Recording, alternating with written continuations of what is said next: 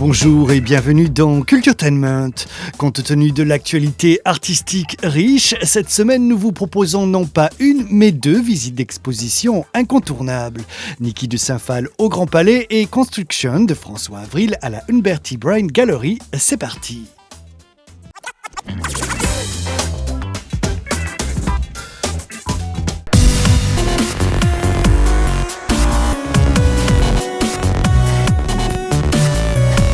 Artiste majeur du nouveau réalisme, aux côtés d'Yves Klein, Niki de Saint-Phal compte parmi les premières femmes à acquérir de son vivant une reconnaissance internationale et à jouer de sa personnalité médiatique. Inspirée par Gaudi, Dubuffet et Pollock, elle met en place dès la fin des années 50 un univers singulier haut en couleurs, auquel le Grand Palais rend hommage à travers une rétrospective monumentale. Dès ses débuts, Niki consacre son travail au rôle de la femme dans la société, notamment à travers ses fameuses nanas. Ça commence avant les nanas, avec les mariés, avec les accouchements. Il y a les nanas, il y a les mères dévorantes. Elle traite de beaucoup de thèmes qui concernent les rôles des femmes, certains avec plus de violence que d'autres. Après, il y a des histoires de perspective.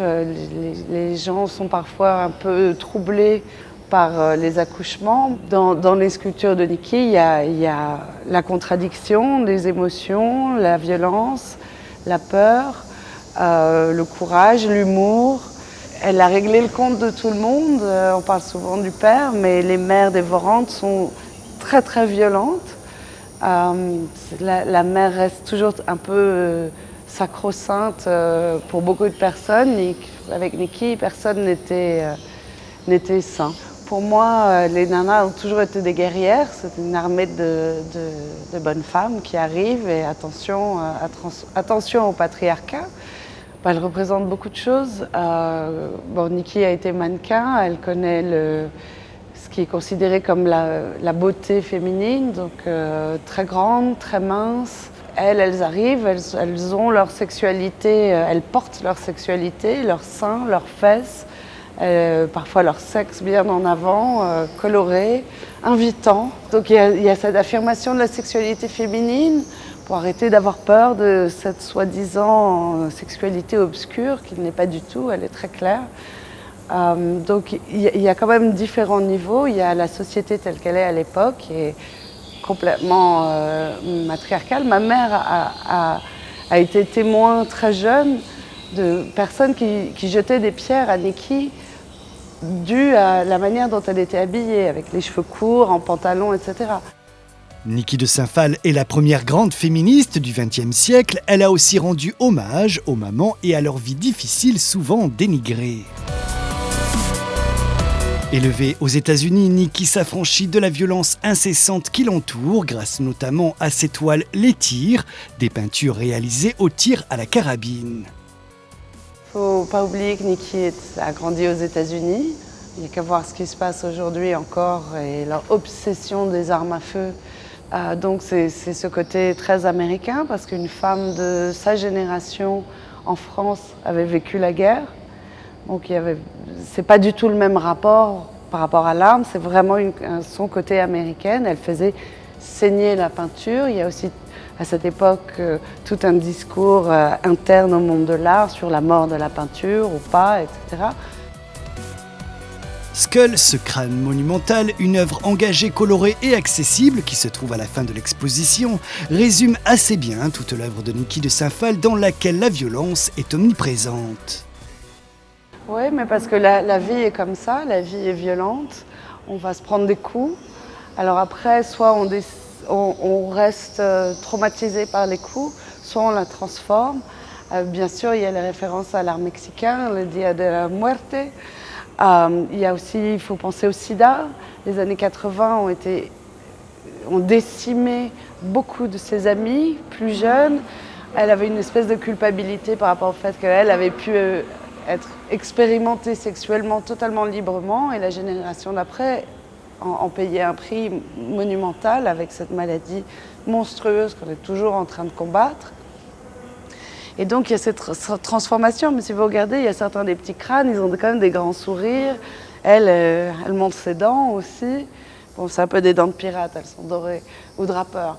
Elle sourit et Niki disait toujours la mort n'existe pas, la vie est éternelle. C'est des moments de transformation, c'est un état et puis un autre. Mais il faut quand même trouver comment gérer cette vie qui est si violente pour vivre avec et pas se morfondre dans le désespoir et lutter avec énergie et joie. Niki a fait très vite le choix d'exporter son travail au-delà des musées pour le rendre populaire. Elle s'est lancée alors dans des projets architecturaux pharaoniques jusqu'à la fin de sa vie.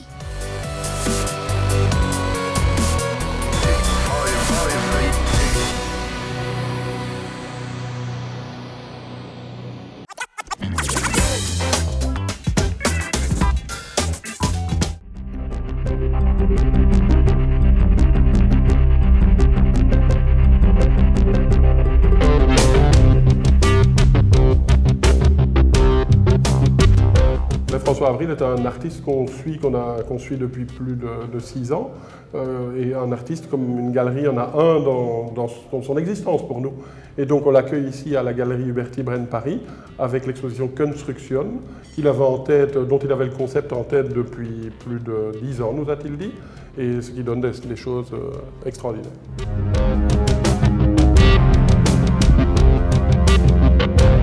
Si vous voulez voir d'autres choses extraordinaires dans d'autres périodes, je vous propose d'aller dans l'atelier de François où vous allez être surpris.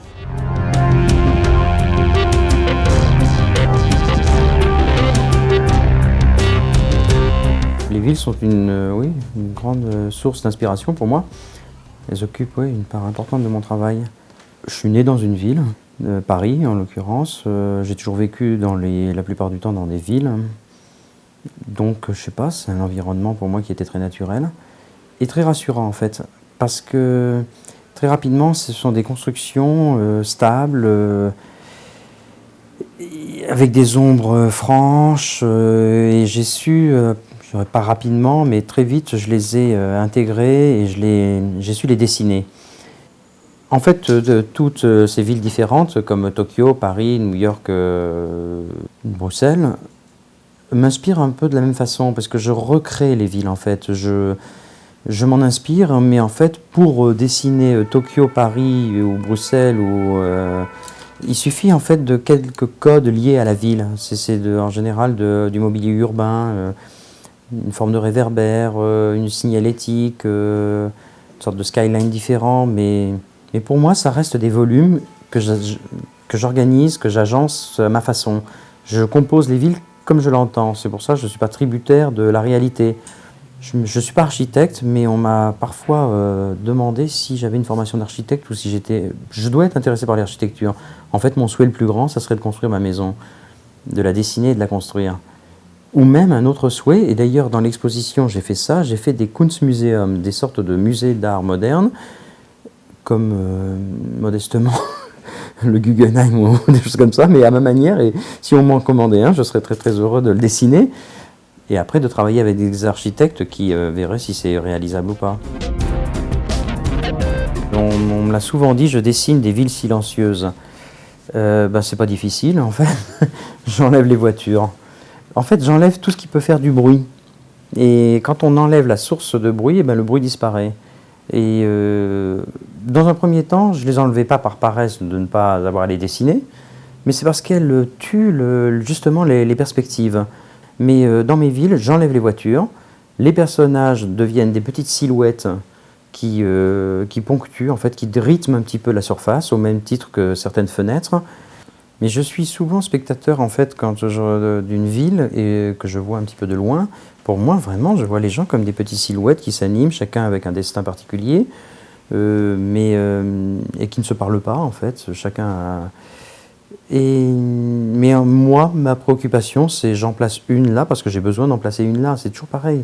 Je place un immeuble ou une fenêtre ou un volume là parce que j'en ai besoin pour ma composition. Ça répond à cette règle uniquement de composition, c'est de rythme, comme une petite musique qui s'organise, et j'ai besoin à un moment donné d'une trace à cet endroit-là plutôt qu'à un autre endroit. La composition, pour moi, c'est très, très important.